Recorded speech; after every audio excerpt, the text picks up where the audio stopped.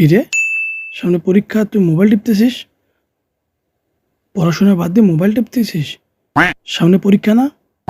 তাড়াতাড়ি পড়তে বস। আর একবার যদি মোবাইল হাতে দেখছি তাহলে হাত পা ভেঙে হাতে ধরাই দেব। পড়তেছি পড়তেছি, এখনই পড়তে বস।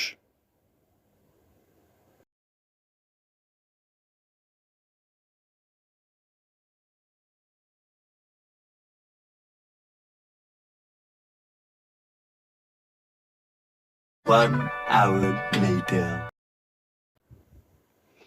এই হিসাবটা কিছুতেই মিলতেছে না। ক্যালকুলেটর তো নাই, মোবাইলে হিসাবটা করি, দেখি কি হয়।